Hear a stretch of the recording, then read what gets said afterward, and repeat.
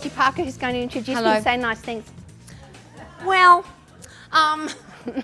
yes, hello, I am Georgie and I have known Annie.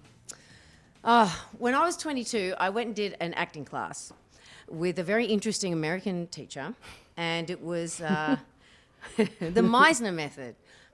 And I met Annie in the class, and I didn't know I had a kindred spirit, but that became apparent very quickly when the teacher perpetually said, "I want you to cut your head off and throw it out the window." I wasn't really sure what she meant. However, the class was very exciting, and not only was the class great, I met Annie and a bunch of other really great people, but Annie was the one that stayed with me for so many reasons, apart from her effervescent personality, her acute intellect, her humour, and her extreme generosity. I think it's very rare to find a friend like Annie. Like, Annie is one of those people that if you're in trouble or you need her, she'll say, "Where are you and what can I do?" So it's a rare gem, is our Annie. I'm not surprised that Annie has written this book. I'm just thrilled that she has, and I'm thrilled that she's putting her unique point of view out there to share with us. So with no further ado, I'm going to introduce Ms. Annie McCubbin. Thank you.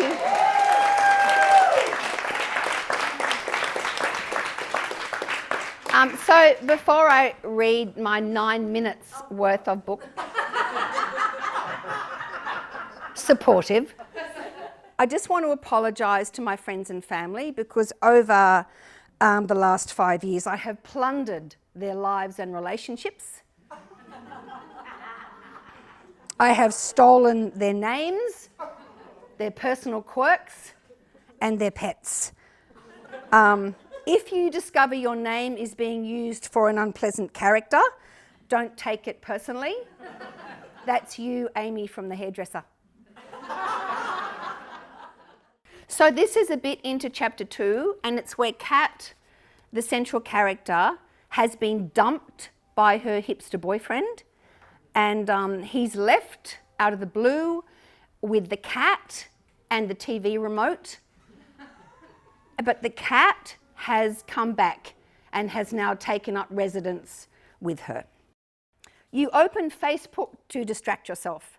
The first post you see features the inspirational words of Thobra Khan, splayed over an unlikely sunlit field of lavender, stating that what you resist in your partner is a reflection of yourself. Do not resist. There are no accidents, no happenstance. Accept what the universe has planned for you and seek the lesson. You are irritated by the capricious use of capital letters, but decide to go with the premise. Okay, you think. Resistance is out, acceptance is in. You close the computer so you can fully contemplate this notion of acceptance. You stare in a meaningful way out the window. Okay, acceptance. The hipster has left, but his cat is here. What is the lesson being offered by the universe? Must you accept the cat? Does this make the cat the hipster's proxy? Does this mean that what you're resisting in the cat is actually yourself? The cat looks levelly at you, chewing the last of the cheddar with her sharp little teeth. Are you meant to see yourself reflected in the cat? The cat has resting cat face.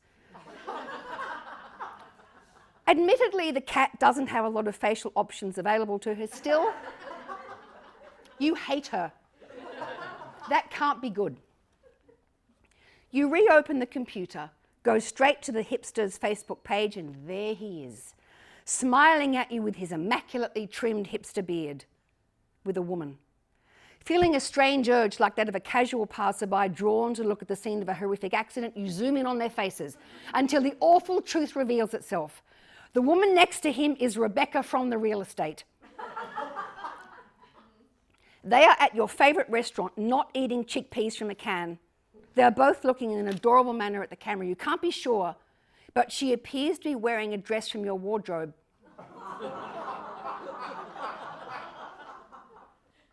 She probably stole it along with the hipster. You feel dizzy with self-pity. You pick up your phone. You have to ring him, the low-life ratfink. Do not ring him. It will achieve nothing. You close your computer. How could he do this to you? Also, where did the phrase low-life ratfink come from? It sounds like a 60s cartoon mouse villain. Your thumb hovers over his number. You put down the phone. You reopen your computer, zoom back in on Rebecca from the real estate. She is thin. The hipster likes his women thin. You had struggled to stay thin enough for him. The cat has done you a favour eating the cheese. 100 calories you won't be eating. Rebecca from the real estate didn't know about the cat. The flat doesn't allow pets. Perhaps you could get down to the restaurant with the cat, hold her aloft and say, he lied to you, he owns a cat. That'd kill the relationship stone dead. Or maybe it wouldn't. You wonder if Rebecca from the real estate has accepted that he still has his baby teeth, his adult teeth. His adult teeth having never usurped the baby teeth position.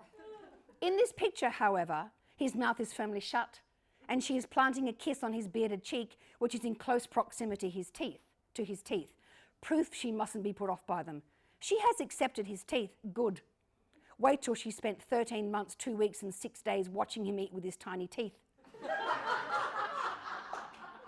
Let's see how she likes that. The cat, still sitting on the counter, is now licking one paw. You realise it was looking at the cat's sharp little incisors that reminded you of your ex-partner's teeth. You wonder at the pointlessness of your thought process. You wonder at your life generally. You feel you haven't given enough contemplation to this acceptance-resistance business. You close the computer, put your right hand on your chest, feel the hammering of your heart. What exactly should you be accepting? Rebecca from the real estate's duplicity? Liam from finance purloining your idea? The hipsters lying and philandering? The fact that after all you endured and rationalised, it was he who left? The fact that you're 33 and eating chickpeas alone with someone else's cat?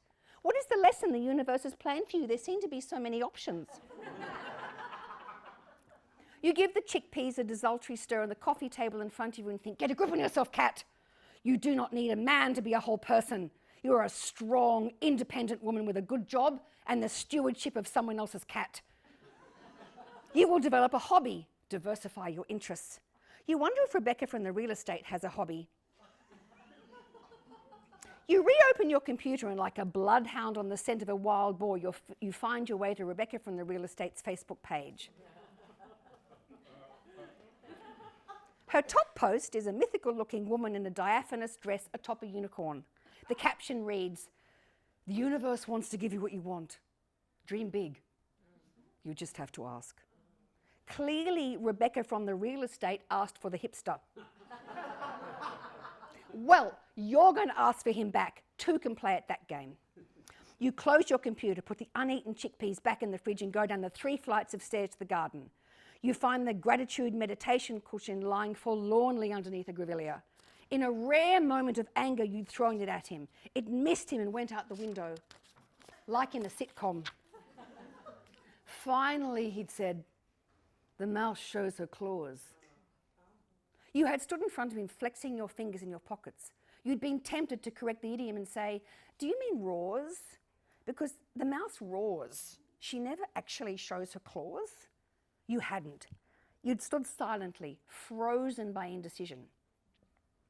Should you apologise for the pillow throw or return to the argument? You'd decided on the argument. You tried to keep your voice level and friendly.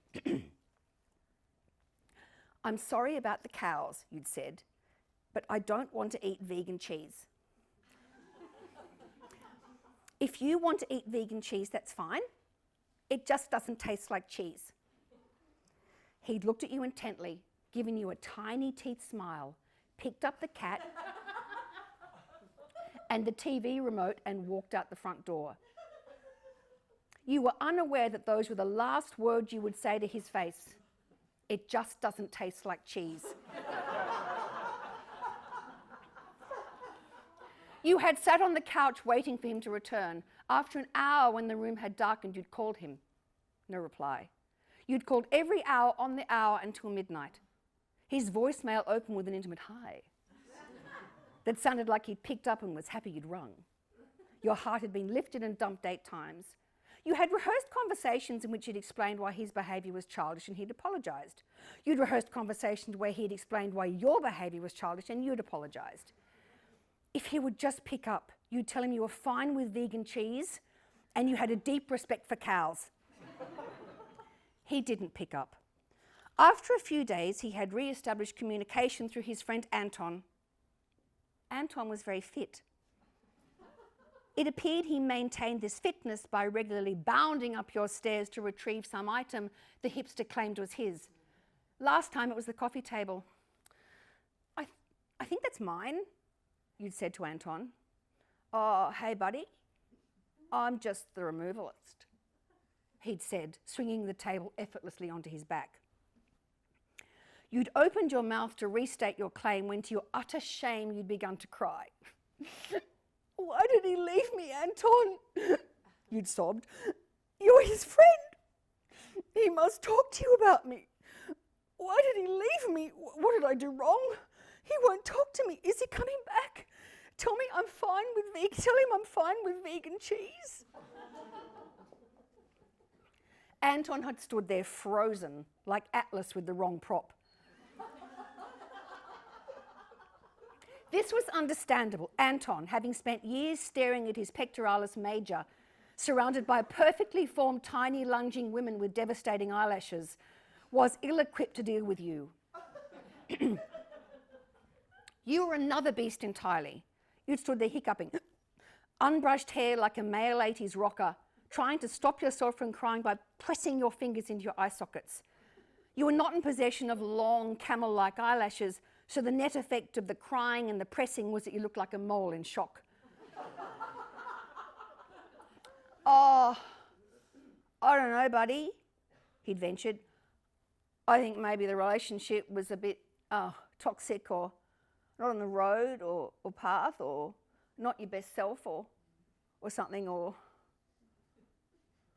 The relationship petered out and you stood there looking at each other. Right, you'd said, pulling out an old tissue from your pocket. Well, can you ask him why he took the washing machine and dryer? Because they were mine. Also, why did he take the remote? It's not universal. It only works with my TV. I mean, did he mean to, or was it accidental? You'd loudly blown your nose and returned the tissue to your pocket. I sort of need it, unless he took it because he's coming back. You said hopefully. Oh, okay. Oh, so he took the remote, said Anton, backing deftly through the door of the table. Oh, buddy, he continued, having to get up from the couch to change the channel is a bit of incidental exercise for you. So he's done you a favour, maybe think about doing some lunges on the way across the floor. He demonstrated a couple of perfect lunges across the landing.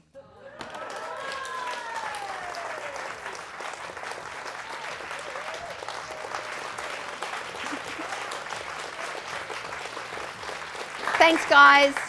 So that's the narrative bit, and then at the end of every chapter there's some bit of analysis on why her thinking is so deeply screwed up and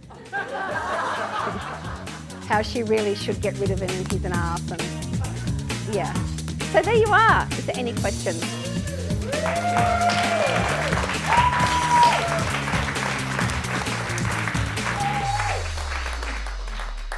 Also, Why Smart Women Buy the Lies and How Critical Thinking Reveals the Truth. Both books are available as audiobooks read by a team of fabulous actors.